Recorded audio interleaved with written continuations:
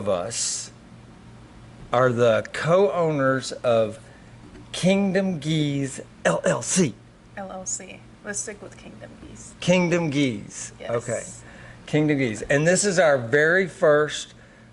inaugural podcast. Also, it's my first podcast ever. Is this your first podcast ever? Yes. Okay, so it's our very first podcast. So it should suck horribly. You're going to look bad at this. But the good news is the only thing we can do from this point forward is get better. Yes. So Absolutely. we're at the bottom right now. And I think we should just be ourselves because, it's just the best thing to do. Because you're a super cool guy. I agree. You're a super cool girl. Yeah. And we are, so that everyone knows, We're married. we're married He is my... on the mats. We both have significant others at home, Yes. but on the mats, we are seriously committed to each other. Also started this gi company because we just thought there could be some cooler gis out there. Why Kingdom? What does that even mean? Are you interviewing me? I'm interviewing you. You're my first guest. I kind of work on and off at the gym, and so I signed Lucia up, and I am a real strong advocate for more women on the mats. I think women need to be able to defend themselves. I love women learning jiu-jitsu. He loves women too. I do. I do love women. So I took it upon myself to personally get involved with Lucia. At the very beginning. From day one, I became her drilling partner. I'm a really old blue belt. No. Yes, I am. I'm really old. I'm 63. You mean like you had your blue belt for a long time, or you're No, old no, and you just happen to have a I'm blue really belt? old and I have a blue belt. Okay. So we're just like most of you out there. We're not super fantastic black belts and brown belts. We're just kind of in the beginning or midst of our jiu-jitsu journey. But I decided to take Lucia from the first night she came to the mats and work with her myself. And I just fell in love with rolling with her and being with her on the mats, because she's one of those people. All you guys that are out there, guys and girls that are in jiu-jitsu, you know that when you just hear that laughter on the mats, that people are having fun. They're just kind of reveling in the magic that jiu-jitsu can be sometimes. It just makes your heart beat stronger and you feel better. You enjoy yourself more, and the whole night's better when you're having fun and not just grueling, grinding. There's nothing wrong with grueling and grinding jiu-jitsu, but you need some of that fun in there too. And she was so much fun, so much. She just loved it so much from the first minute we started that I just immediately decided this is my training partner from now on, and we're going to get this girl up to some badass jiu-jitsu. And that's exactly what she is now. She's incredible. We'll talk about her competitions at a future date. Let me speak on my side. Okay, tell me your side. So you came in and saw, who's this old geezer? So when I first started jiu-jitsu, Coach Gray was the one at the front desk. Don't call me coach. I call him Coach Gray. I'm not your coach. He is the first person since I started jiu-jitsu till now to coach me. You should just call me Gray. I think I should call you Coach. I think you should call me Gray. I'm always going to call you Coach. I'm not your coach. Okay. You whoop my ass most of the time now. Anyways, so when I first started and we were on the mats, he was teaching me how to do, we had to go through that 2-week trial. That 10-day white belt journal. It was a white belt journal, and Coach Gray was the one that helped me through that whole thing. Professor told you to adopt the white belt, and it wasn't because you were fascinated with my I could have talents. picked anyone. So I had my other really good friend at the gym. He and I had been drilling together since the beginning. So for like 4 years, 3.5, 4 years, we've been exclusive partners. And our professor said, he told us one day, he said, you two need to break up. He said, y'all need to find a new white belt and adopt a white belt. It was me. And help bring them along. And so it just so happened like the next day was her first night on the mat. But it wasn't because of that. It was because I had so much fun with you that night. I just said, this is my white belt. I'm adopting this person. And that's why. Okay. If you wouldn't have been fun, I would have gone to somebody else. Right. But you were too much fun. I am very fun. Although some people, did you know, some people actually don't like when other people laugh on the mats? Screw them. Yeah, who cares? They should go to a different gym. Live a little. Yeah. You know? Like, it's my personal attitude is that it's if you want to be competitive, that's great. You should be competitive. Right. But at the same time, we're not getting paid money to do this. right. Even if you win pans, I did. He did. Or if you win worlds or whatever, we're not getting paid any money. Yeah. So if you're not being paid money to do it, then it should definitely be something that you're doing because it's fun. Right. And if you're having fun, there should be some laughter in there somewhere. And if you're training 5 times a week, you definitely should incorporate some fun into that. Yeah, you because gotta you're have a good there all the time. time. Why wouldn't you want to make it fun? But hey, to each their own. We're gonna continue to laugh on the mats and have a great time because that's what jiu-jitsu should be. We're going to have a blast. We always have a blast. So anyway, that's a little bit more about us and our background. jiu-jitsu and where we are. She loves just cool stuff. Asked me if we could start a gi company, if I would help her. And I was like, yeah, that sounds fun. And so we have started a gi company called Kingdom Gis. Yes. And we call it, well, this is how I explain it. So Okay, you, go ahead. you can cut this if this No, doesn't work. it's fine. It's actually no. this. Honestly, I want your version of what This you is explained to you. people. This came from you. Yeah. I stole this from you saying something one time. It's like Yeti. It was you used as an example of Yeti. Yeah. When somebody goes and they buy a Yeti cooler, and they spend way too much money on that Yeti cooler. I don't know what they're $300 or $600 or I don't know. They're too much, way too much. You're not really buying a cooler. You're buying this way of life. You've gone to you've seen their commercials, you've seen ads in magazines, you've gone to their website, and you're seeing this outdoor life that they're portraying, this just badass outdoorsman living in the wild. We can stay out there for 2 weeks straight with this cooler. Right. That's what you're buying into. You're buying into this lifestyle. That's what you're paying for.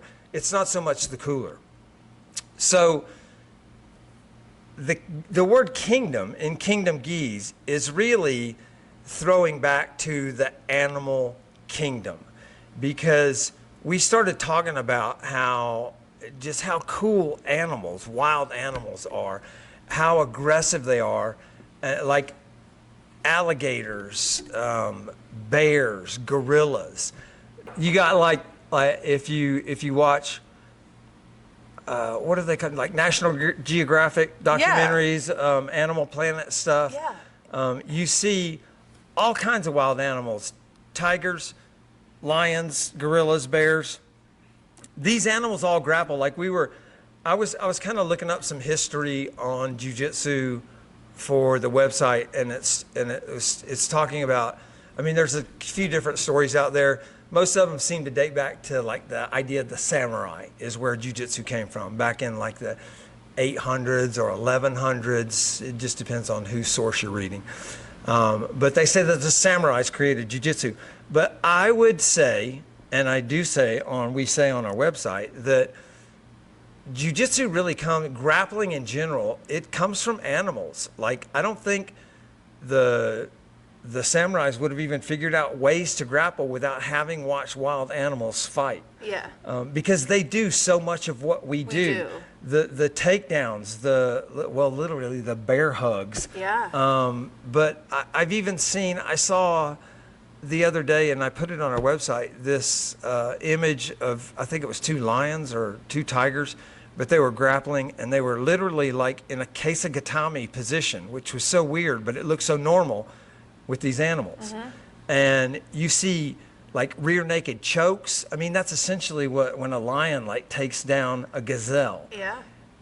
It's a choke. He's doing it with his mouth, but he's biting that throat and he's cutting off that oxygen and blood flow, and he's taking that animal down. So the animals, they fight for a lot of the reasons we do. Sometimes it's life and death, like out in the Kroger parking lot.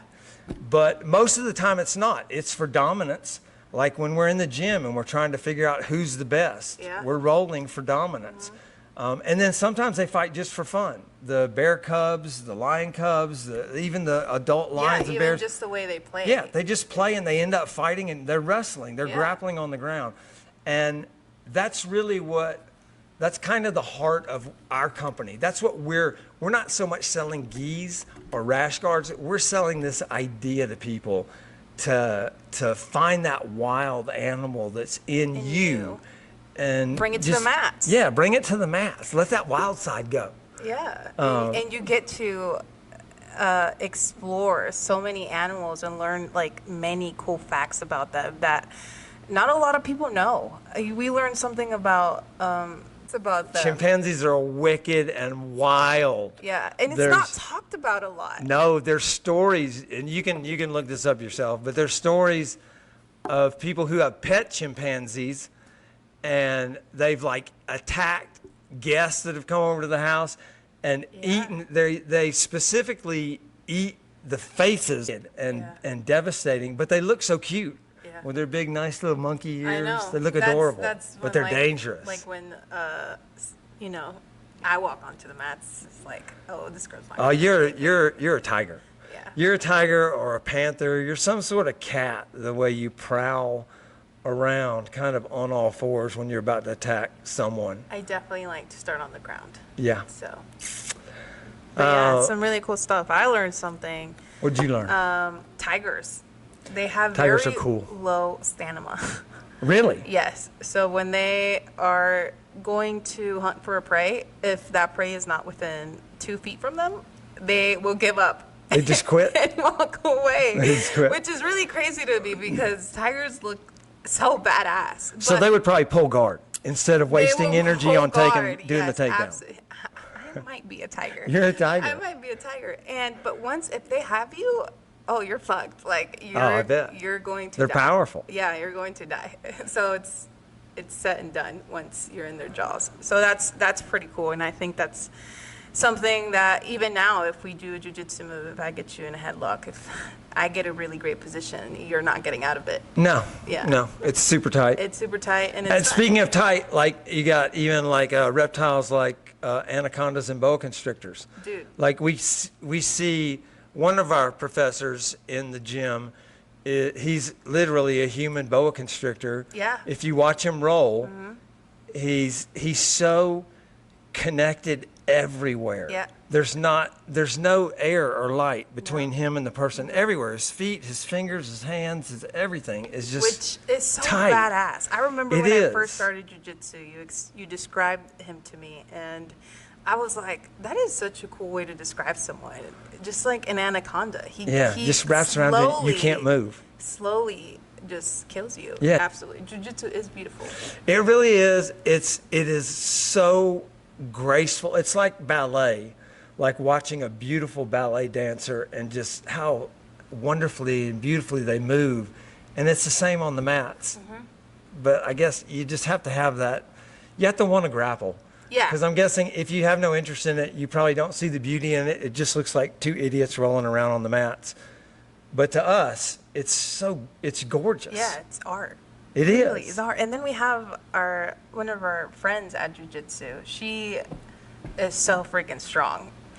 Does her name start with H? It just starts with an H. Okay. I look up to this woman so much. She's a powerhouse. She is so elegant in her technique.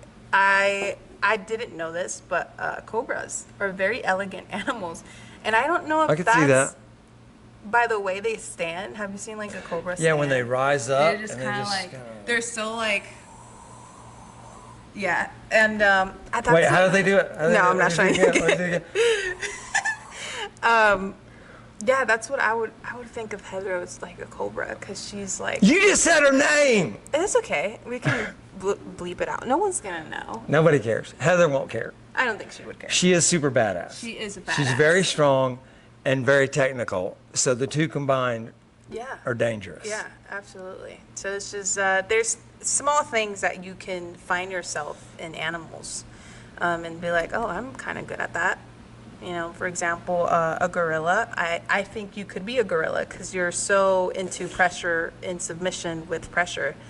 That, I do like pressure. Yeah, and I see a gorilla there. I am so old that I don't have the speed I used to. So I'm really focusing on the pressure that I can create. But that's how gorillas are. Yes, they are. They don't have, speed is not one of their advantages. It's how big they are and how strong. And that's you. Hey, your eyes are brown tonight. They are brown tonight. I love that. So I have blue eyes and brown eyes, and depending on what I wear, they change. And the brown are my favorite because they're real. I'm just kidding. I wear contacts here and there, or glasses. I change it up.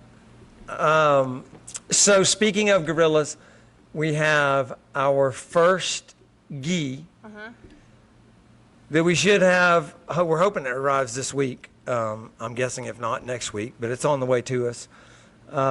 It has a beautiful and also badass looking gorilla embroidered. That's a hard word to say. Embroidered. You should teach on the back. me English on your weekends. No, you should teach me Spanish. Yeah, we'll teach each other. Hola. That is super cool. I'm so excited for our geese to come in.